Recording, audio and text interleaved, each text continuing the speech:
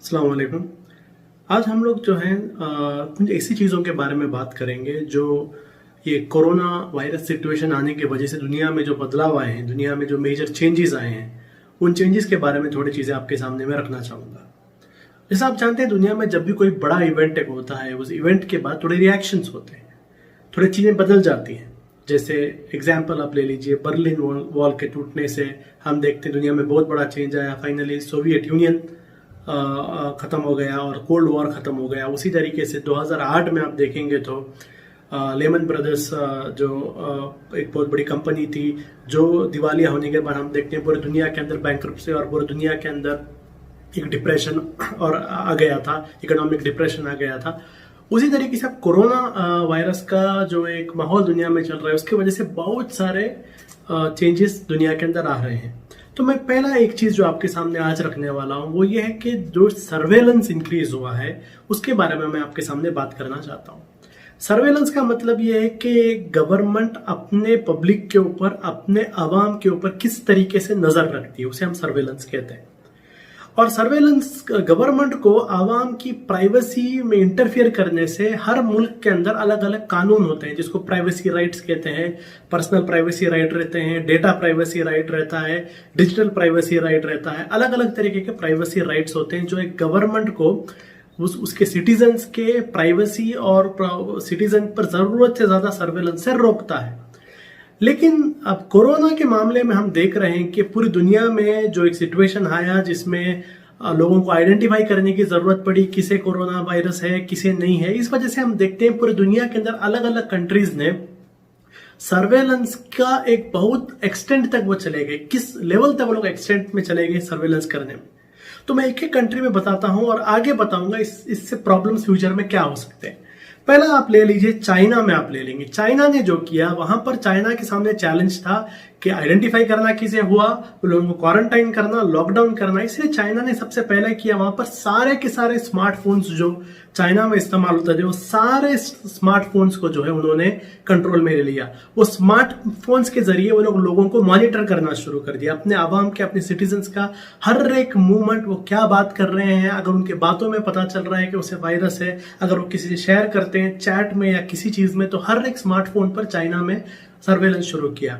उसके बाद facial cameras, facial recognition, millions of, लाखों की तादाद में जो है फेशियल रिकग्निशन कैमरास को इस्तेमाल कर हर एक आदमी के ऊपर ट्रैक रखा गया कि वो घर में है या घर से बाहर जा रहा है, तो वो ट्रैक रखने के लिए फेशियल रिकग्निशन का इस्तेमाल किया गया।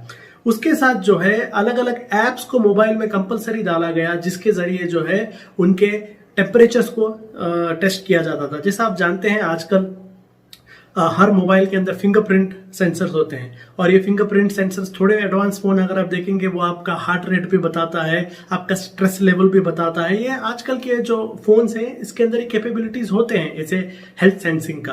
तो बहुत सारे लोगों का टेम्परेचर नोट किया गया, एप्स के जरिए उन्हें कंपलसरी डेटा फिल करने लगाया, थोड़े लोगों का ऑटोमेटिक लिया गया। उसके बाद जो है बहुत सारे एप्स के थ्रू मूवमेंट ट्रैकिंग भी किया गया कि आदमी कहाँ कहाँ जा रहा है, जियो ट्रैकिंग जिसको हम कहते हैं, वो ट्रैकिंग किया गया। फिर थोड़ा एग्जिस्टिंग एप्स जो हर किसी के मोबाइल में नॉर्मली होता है, जैसे आप जानते हैं चाइना के अंदर बहुत ही ज्यादा इस्तेमाल होने वाले ऐप जो है अली पे, जैसा हम इंडिया में फोन पे, गूगल पे या पेटीएम इस्तेमाल करते हैं, वैसा चाइना में अली पे बहुत कॉमन है, हर लोग अली पे इस्तेमाल करते हैं। और उसी तरीके से वी चैट, जैसे इंडिया में ज्यादा व्हाट्सएप इस्तेमाल होता है, चाइना में वी चैट बहुत इस्तेमाल होता है।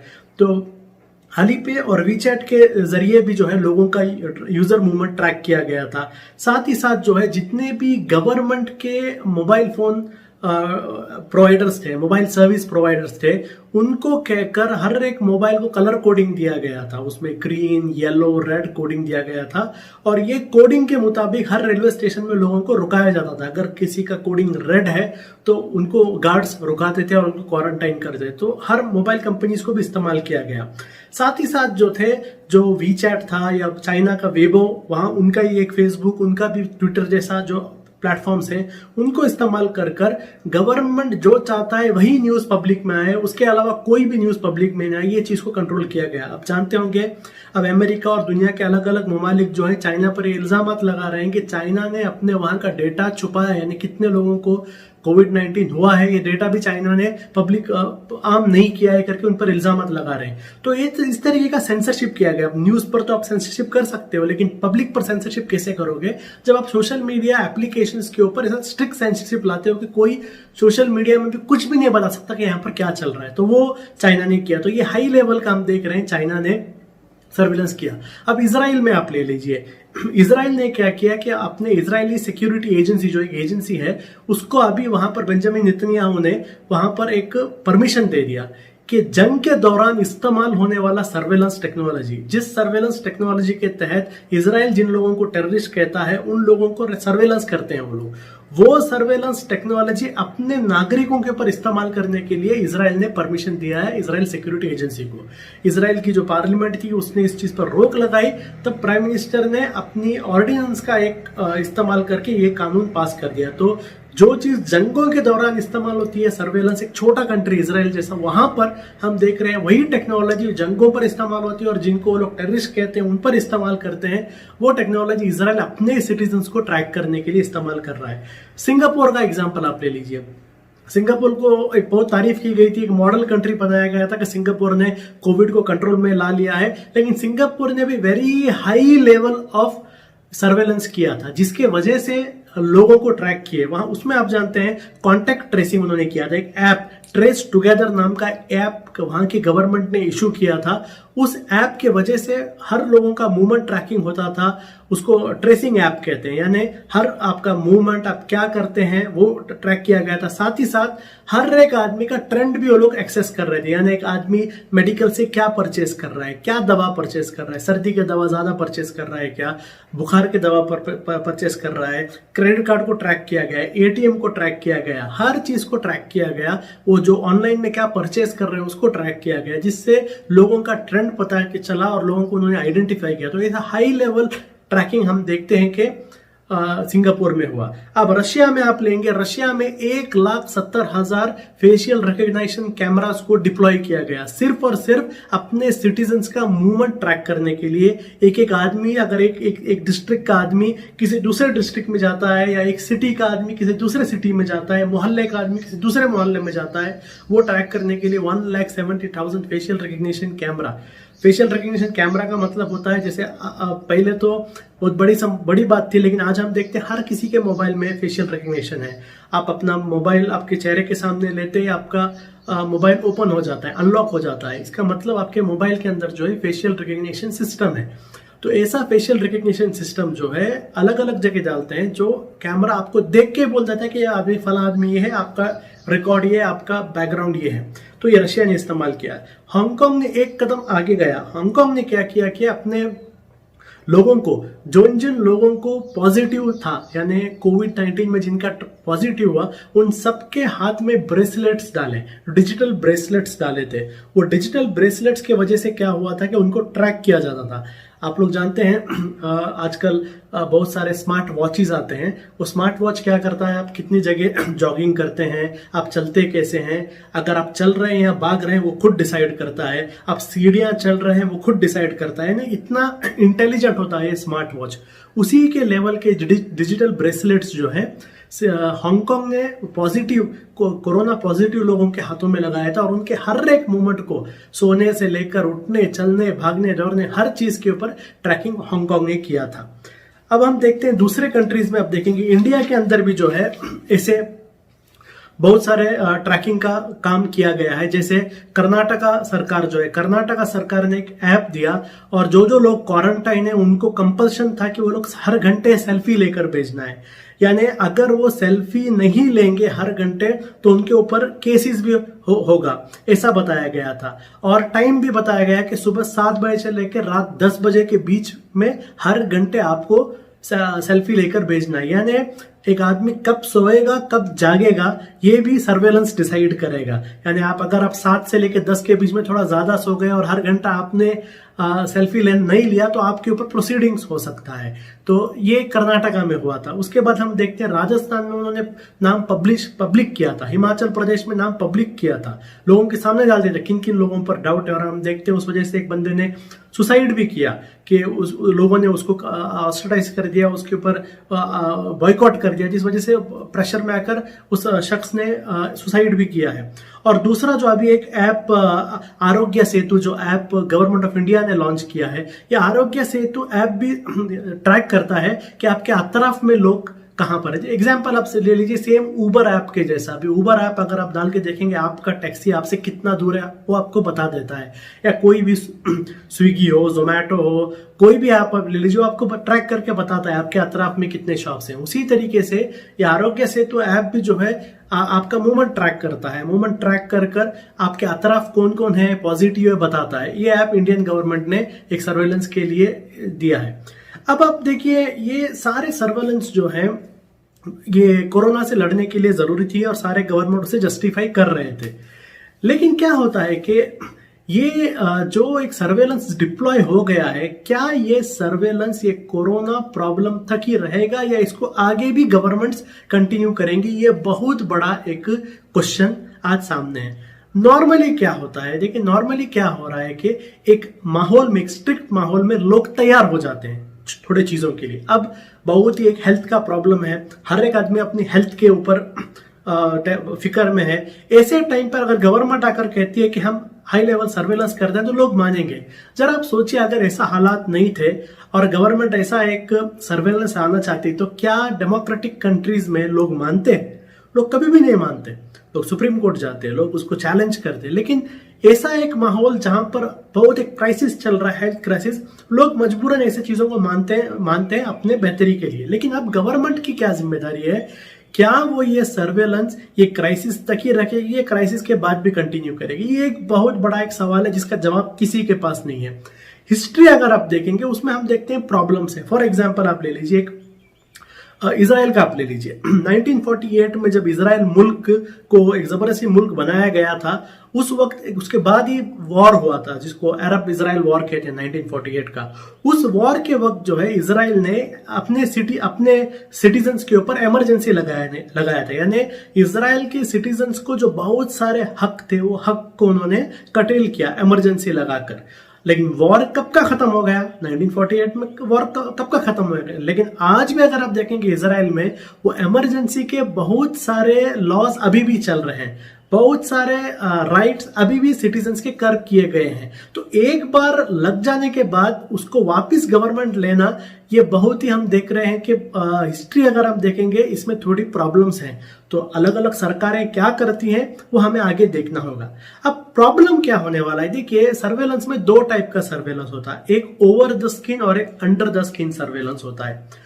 ओवर द स्किन का मतलब होता है फॉर एग्जांपल आप आपके मोबाइल फोन में क्या क्लिक करते हैं, ये ओवर द स्किन है। आपके गवर्नमेंट को पता चलता है आपने क्या क्लिक किया, आपके उंगलियों ने क्या क्लिक किया, ये ओवर द स्किन है। अब अंडर द स्किन सर्वेलेंस जो हम कहते हैं वो ये होता है कि आप कोई भी एक लिंक क्लिक करने से आपके बॉडी का टेम्परेचर, आपके बॉडी का कंडीशन, आपका ब्लड प्रेशर, आपका स्ट्रेस लेवल जब गवर्नमेंट को पता चलता है, इसको अंडर द स्किन सर्वेलेंस कहते हैं। मिसाल आप ले लीजिए, आप अमेरिका के अंदर जो है या इंडिया के अंदर भी देख लीजिए, अगर कौन से न्यूज चैनल के लिंक को एक आदमी क्लिक करता है, वो क्लिक करने से पता चलता है कि वो आदमी कौन से आइडियोलॉजी से सपोर्ट करता है। फॉर एग्जाम्पल अगर एक आदमी अमेरिका के अंदर ट्रंप को नहीं पसंद करता, अगर वो CNN क्लिक करता है तो लोग मालूम कर लेते हैं ट्रंप को पसंद नहीं करता। अगर वो फॉक्स न्यूज क्लिक करता है तो लोग एसेस कर सकते हैं कि हाँ भाई ये एनालाइज कर सकते हैं कि हाँ ये ट्रंप का सपोर्टर है। अब इंडिया के अंदर ये आप देखिए फलाना चैनल्स देखने से पता चलता है कि इनका आइडियोलॉजी क्या है, और फलाना चैनल देखने से पता चलता है ये इनका आइडियोलॉजी क्या है, ये पता चल जाएगा। ये होता है ओवर द स्किन। लेकिन अंडर द स्किन ये होता है कि फला एक चैनल में एक वीडियो देखकर मेरे अंदर क्या रिएक्शन हुआ वो गवर्नमेंट को पता चला, ये अंडर द स्किन है। फला एक न्यूज एक चैनल में जब मैंने क्लिक किया और वो जो न्यूज देखने के वक्त जो है मेरा फिंगर क्या बताता है, मेरा ब्लड प्रेशर क्या बताता है, मेरा स्ट्रेस लेवल क्या बताता है, ये जो अंडर द स्किन रीडिंग है ये बहुत ही डेंजरस है। आप अभी थोड़े फ्यूचर एक सिचुएशंस आप देख लीजिए, मैं आपके सामने थोड़े फ्यूचर सिचुएशंस लाता हूं। जैसे अभी हांगकांग का मैंने आपको बताया एक ब्रेसलेट्स डाला गया था, लोगों के हाथ में ब्रेसलेट्स डाला गया था। अब नॉर्थ कोरिया टाइप का एक कंट्री आप ले लीजिए, वो कंट्री जहां पर कंप्लीट एक डिक्टेटरशिप है। अगर नॉर्थ कोरिया कल या तो थोड़े सालों में हर एक सिटीजन को कंपल्शन करता है कि आप लोग ऐसा एक ब्रेसलेट हाथ में डालो, और जब उनका जो चीफ है, जो वहां का चीफ प्रेसिडेंट है, और वो जब स्पीच करता है उसके स्पीच के वक्त जो है इस ब्रेसलेट से वो लोग ट्रैक करते हैं ये हर एक आदमी का कंडीशन, यानी कौन से लोग हैं जो ये स्पीच सुन के खुशी होती है और कितने लोग हैं जिनको ये स्पीच से नफरत होती है, क्लियरली आइडेंटिफाई करेंगे। आप सोचिए गवर्नमेंट को कितना पावर चला जाएगा जब वो लोग लोगों के फीलिंग्स को आइडेंटिफाई करना शुरू कर देंगे। अंडर द स्किन सर्वेलेंस जब गवर्नमेंट करना शुरू कर देगी, आप सोचिए कितना थ्रेट है, किस तरीके से लोगों को टारगेट किया जाएगा, किस तरीके से लोगों को आइडेंटिफाई किया जाएगा। हर वो वॉइस, हर एक शख्स, आपको बोलने की भी जरूरत नहीं है, अगर आपकी बॉडी रिएक्ट करती है किसी एक काम के अगेंस्ट तो वो ट्रैक किया जाएगा। तो ये बहुत ही डेंजरस ट्रेंड है अंडर द स्किन सर्वेलेंस, जो नहीं होना चाहिए और जो गवर्नमेंट्स को नहीं करना चाहिए। एक चीज है। दूसरा चीज हम लोग अब उसी में अगर आप लोग देखेंगे तो ये सर्वेलेंस में क्या होता है कि हमेशा एक फ्यूचर थ्रेट बताया जाता है। अब देखिए अगर एक माहौल आ गया कि पूरी तरीके से कोरोना का थ्रेट चला गया है, लेकिन हमेशा ऐसा बताया जा सकता है कि नहीं ये सर्वेलेंस को रखना पड़ेगा क्योंकि इबोला आ सकता है, नहीं कोरोना का कोई नया वायरस आ सकता है, इसलिए हमें ये रखना पड़ेगा, हम इसको विड्रॉ नहीं कर सकते। तो बहुत ऑप्शन है इस चीज को कंटिन्यू करने के लिए।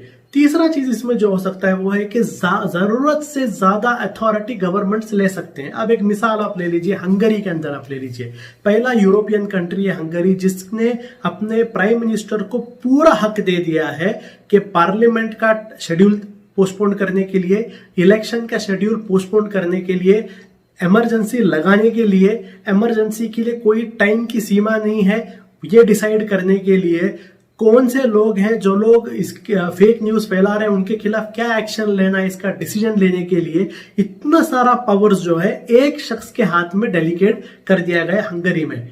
आप सोचिए क्या ऐसा दूसरे ममालिकों में नहीं हो सकता। बहुत सारे ममालिकों के अंदर हम देख रहे हैं अथॉरिटेरियन रेजिम्स आ रहे हैं जो ऑलरेडी लोगों के राइट्स को रोकने की कोशिश कर रहे हैं। अब हमारे मुल्क में हम देखेंगे पिछले 6 सालों से हम देख रहे हैं बहुत सारे ऐसी चीज हो रहे हैं जहां पर राइट एक्टिविस्ट बोल रहे हैं कि बहुत सारे फ्रीडम ऑफ एक्सप्रेशन को कर्ब किया जा रहा है, मीडिया राइट्स को कर्ब किया जा रहा है। तो क्या ऐसा एक माहौल जिसमें गवर्नमेंट ऐसे एक हालत को बता के जरूरत से ज्यादा सर्वेलेंस और जरूरत से ज्यादा कंट्रोल करना, जरूरत से ज्यादा पावर लेना नहीं हो सकता है क्या? हम बता नहीं सकते, ऐसा हो सकता है। तो मैं आपके सामने ये बातें आज मैंने इसलिए रखी क्योंकि ये चंद सिनेरियोस हैं जो हम देखते हैं कभी भी आ सकता है और सिटीजन्स को बहुत होशियार रहना है।